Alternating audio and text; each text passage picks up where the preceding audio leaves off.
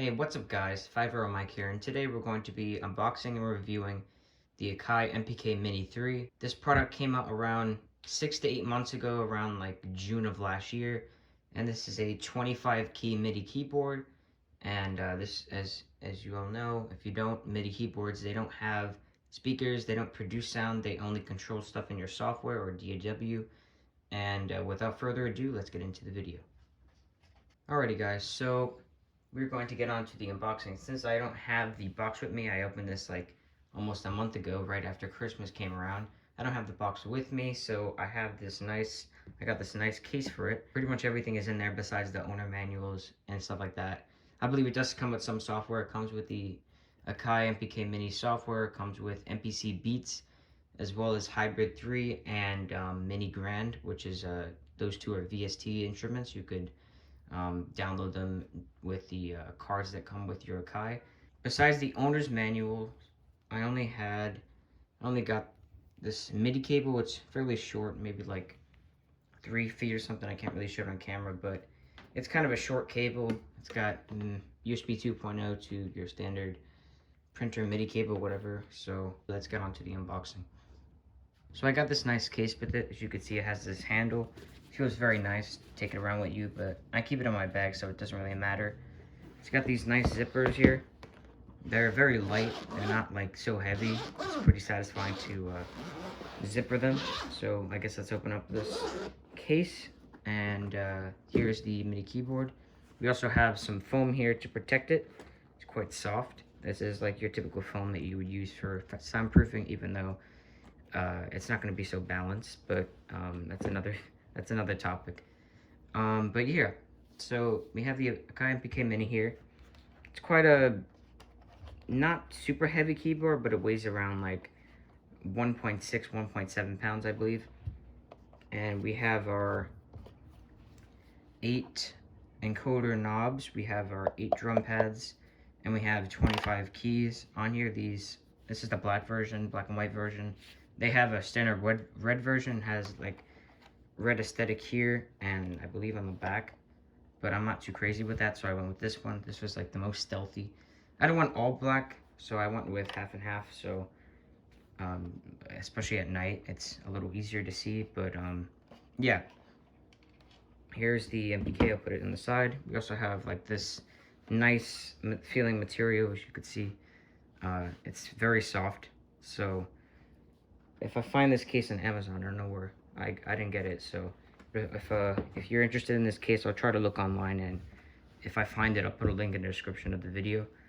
But I guess let's focus on the keyboard now. We don't need this case. We can put the cable on the side too. So here is the Akai MPK Mini 3. We have, like I said, 25 keys, 8 drum pads, 8 encoder knobs. We also have this tiny LCD screen, and it displays certain things like velocity of the keys, velocity of the pads, and what percent or what value is on each encoder. And these are endless encoders, which feel pretty good.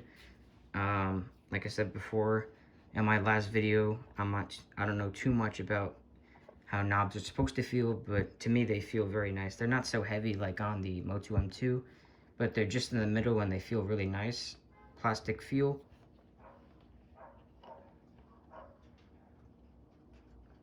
So like I said, everything lights up here. The screen lights up and the drum pads light up. Other than that, you have just your standard plastic design. The keys feel nice. I'll put it on the table here. Okay, so the keys feel nice. I'd say the top keys feel a little weird.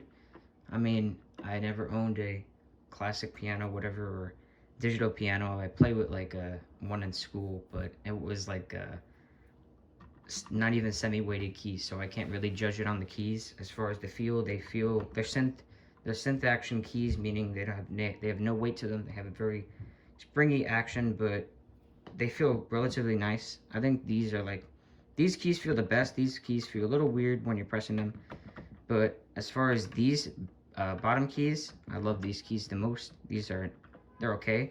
The drum pads, like with most Akai MPK models, they're pretty darn good. I mean, I've played around with them a lot in my DAW, and they're pretty nice. They have a nice tactile feel. You could set it over here to maximum level. If you could see that, I'll put it up to the camera. You have full level right here. These light up, all the buttons light up, the pads light up, and these, so it's easier to see with them on. But right here, you would press this, and then when you press on the pads, it would show up 127, which is the maximum velocity. And over here, instead of your typical pitch and mod wheel, you have pitch and mod like this. So like a typical PS4, Xbox, or certain Switch controllers have them. This is kind of a gimmicky thing. I'm not crazy about this. I really haven't used the pitch and mod at all. But I guess it's there. It's definitely a lot smaller small form factor than a typical pitch and mod wheel would be on the side, or those like touch ones, which I guess are better, but I don't know. I don't really play around with them. You have some pad controls. You have two banks over here. Bank A, which is this, and press this, and bank B, you have another set of pads. You can't play bank A and bank B at the same time, but you could still program your 16 pads. You can't play them at once though. And then we have some other pad controls here, and you have all these different ones. There is a built-in arpeggiator, so you press the arpeggiator button and you choose what kind of the scale you want: quarter notes, triplets, eighth notes, 8 triplets, 16 notes, 16 triplets, and so on and so forth. And you also have, like I said, the arpeggiator buttons and octave up and down over here. So as far as ports, we only have 2, since this is a kind of a small form factor, and Akai devices, especially this price range, don't offer so many ports. You get your MIDI port and your sustain port, so you could plug in like a sustain pedal or something like that.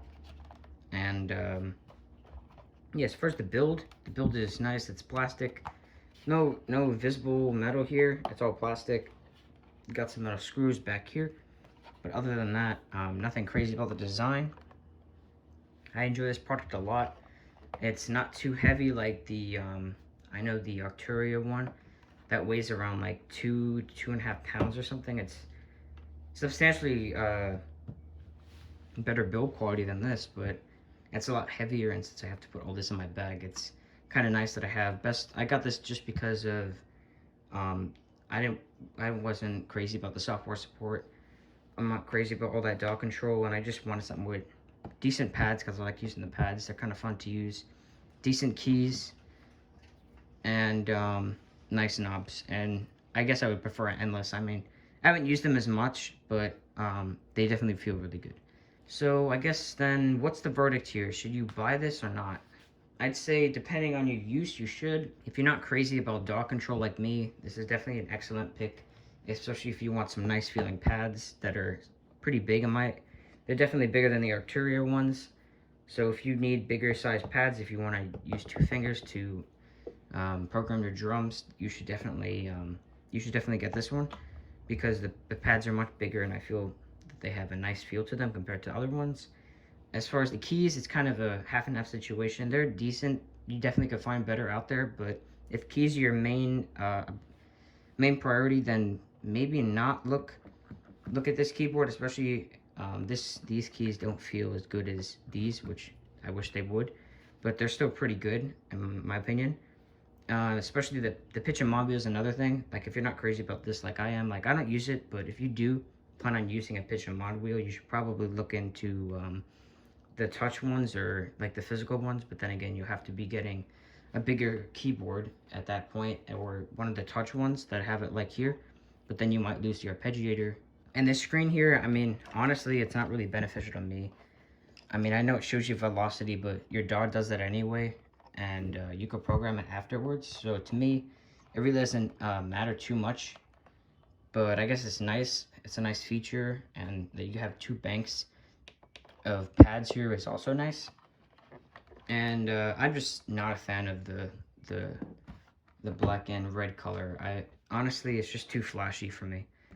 So, but other than that, really, depending on your use case, I say, if you're not crazy about DAW control, you want decent keys, excellent pads, and decent knobs, and you don't care about the arpeggiator or the pitch and mod wheel, I should say, then I would definitely go for this product. But if you do care about like DAW control, like, I know it has some for Ableton and stuff like that, but If you're heavily into that stuff and you want all the door control, you're probably looking to the Arpeggio or something like that.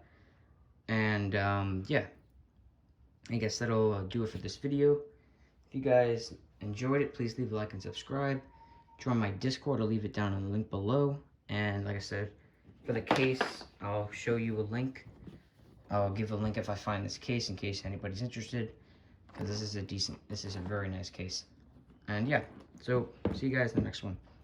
Bye.